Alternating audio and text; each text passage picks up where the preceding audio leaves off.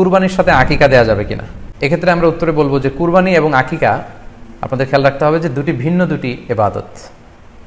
প্রথম কথা হচ্ছে ইবাদত ভিন্ন দুটি ইবাদত। কারণ কুরবানি এটা বছরের একটা নির্ধারিত সময়, জিলহজের 10 তারিখে, এবং তারপরে আরো 2 দিন বা 3 দিন, এই সময়গুলোতে আপনি কুরবানি করতে পারবেন। তাহলে এটা হজের মৌসুমে জিলহজ মাসে করতে হয় কুরবানি। কিন্তু আকিকা কিন্তু এরকম না, আকিকাটা যে কোনো মাসে হতে পারে।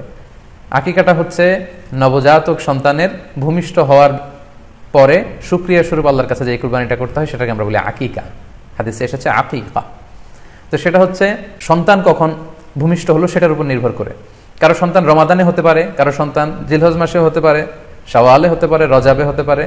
আকিকার ক্ষেত্রে আল্লাহ রাসূল সাল্লাল্লাহু আলাইহি ওয়াসাল্লাম বলেছে আনিল গুলামি শাতান ওয়া আনিল জারিয়াতি শাত, অর্থাৎ ছেলে হলে 2টি ছাগল দিয়ে আকিকা করো, এবং যদি মেয়ে হয় তাহলে 1টি ছাগল দিয়ে আকিকা করো। তো সেক্ষেত্রে কুরবানিতে কিন্তু এরকম বিধান নেই।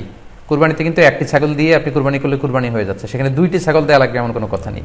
তো এভাবে আমরা বুঝতে পারতেছি, খুবই স্পষ্টত কমন সেন্স খাটালেও আমরা বুঝতে পারতেছি, এবং আল্লাহ রাসূল সাল্লাল্লাহু আলাইহি ওয়াসাল্লামের ভাষ্যগুলো অনুসারে আমরা বুঝতে পারছি দুই ধরনের ইবাদত। যদিও এই 2 ইবাদতে কিছুটা মিল আছে, কিন্তু 2 সময়ের ইবাদত, আলাদা 2টি উপলক্ষ, 2টার আলাদা নির্ধারিত সময় রয়েছে। যেমন আকিকার ক্ষেত্রে সুন্নাহ হচ্ছে বাচ্চা যেদিন জন্মগ্রহণ করবে তার 7ম দিন শেষে 7 দিন পরে আপনি আকিকা করবেন। আল্লাহ রাসূল সাল্লাল্লাহু আলাইহি ওয়াসাল্লাম বলেছেন কুল্লু গুলামিন মুরতাহানুন বিআকিকাতিহি তুযবাহু আনহু ইয়াওমা সাবিহি, প্রত্যেক সন্তানের আকিকা দিতে হয় তার 7ম দিনে, ওয়া ইউহলাকু ওয়া ইউসাম্মা, এবং 7ম দিনে মাথার চুল ফেলে দিতে হয়, তার সুন্দর একটি নাম রাখতে হয়। তাহলে আকিকার বিধান হচ্ছে সম্মানিত শুধু সন্তান জন্মগ্রহণ করার 7 দিন পরে। আমরা বুঝতে পারলাম আল্লাহ রাসূল সাল্লাল্লাহু আলাইহি ওয়াসাল্লামের ভাষ্য অনুযায়ী, কথা অনুযায়ী, কওল অনুযায়ী। এবার যদি আমরা আল্লাহ রাসূল সাল্লাল্লাহু আলাইহি ওয়াসাল্লামের আমল দেখি, ওনার ব্যক্তিগত আমল কি ছিল, সেক্ষেত্রে সহিহ ইবনে হিব্বানের একটি হাদিস উল্লেখ করব, যেটিকে ইবনে হাজার আল আসকালানি উনি ওনার ফাথুল বারিতে সহিহ হিসেবে উল্লেখ করেছেন। আয়েশা রাদিয়াল্লাহু তাআলা আনহার বর্ণনা, তিনি বলেন যে আক্কা রাসূলুল্লাহ সাল্লাল্লাহু আলাইহি ওয়াসাল্লাম আনিল হাসানি ওয়াল হুসাইনি ইয়াউমা সাবিঈ ওয়া সাম্মাহুমা। আল্লাহ রাসূল সাল্লাল্লাহু আলাইহি ওয়াসাল্লাম নিজে ওনার দৌহিত্র অর্থাৎ ওনার নাতি হাসান এবং হুসাইনের আকিকা নিজে করেছেন 7ম দিনে, এবং 7ম দিনে তাদের নাম রেখেছেন। একজনের নাম রেখেছেন হাসান, আরেকজনের নাম হুসাইন। অর্থাৎ হাসান রাদিয়াল্লাহু আগে জন্মগ্রহণ করেছিলেন, ওনার যে ছোট ছিল হোসেন, উনি পরে জন্মগ্রহণ করেছেন। তো ওনাদের জন্মের পরে 7 দিন পরে আল্লাহ রাসূল সাল্লাল্লাহু আলাইহি ওয়াসাল্লাম ওনাদের আকিকা দিয়েছিলেন, এবং 7ম দিনে উনি আকিকাও দিয়েছেন এবং তাদের নামও রেখেছেন।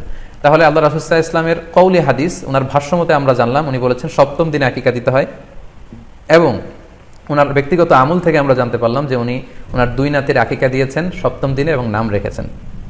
তাহলে এ থেকে আমরা সুস্পষ্ট বুঝতে পারি যে আকিকা দিতে হয় সন্তান জন্মগ্রহণ করার 7 দিন পর, 7ম দিনে। যদিও তবারানিতে আরেকটি হাদিস এসেছে যেখানে বলা হয়েছে যে আকিকা 7ম দিনেও দেয়া যায়, 14তম দিনে দেয়া যায়, 21তম দিনে দেয়া যায়। যদি 7ম দিনে কেউ দিতে না পারে কোনো কারণে, তাহলে 14তম দিন, না পারলে 21তম দিন। তাহলে সুস্পষ্টভাবে উল্লেখ আছে যে আকিকার সময়সীমা 7ম দিনের কথা আমাদেরকে বলা হয়েছে। তো সেক্ষেত্রে আপনার সন্তান জন্মগ্রহণ করলে আপনি শুকরিয়া স্বরূপ আত্মীয় স্বজনকে খাওয়াবেন, আকিকার গোশত নিজেরাও খাবেন। তো এটা যদি আপনি কুরবানির জন্য রেখে দেন, তাহলে তো সন্তান দুনিয়াতে আসার এই আনন্দটা থাকে না। একজন যখন সন্তান পায়, সে কেমন যেন আকাশের চাঁদ হাতে পায়। তো তখন তার 7 দিনের মধ্যে যে আনন্দটা থাকে, ওই দিন তার নাম রাখা হবে, আত্মীয় স্বজনরা আসবে, বাচ্চাকে দেখবে, দোয়া করবে, তখন আকিকা করে গোশত নিজে খাবেন, আত্মীয়দের খাওয়াবেন, পাড়া প্রতিবেশীদেরকে দিবেন। এটা হচ্ছে সন্তান ভূমিষ্ঠ হওয়ার উপলক্ষকে কেন্দ্র করে এই আকিকা। সো এটাকে কুরবানির সাথে মিক্স আপ করার কোনোই প্রয়োজন নেই, এবং এক্ষেত্রে সুস্পষ্ট গাইডলাইন হচ্ছে যে 7ম দিনে আকিকাটা দিতে হয়। সো আমরা যেন 7ম দিনে আকিকাটা দেই।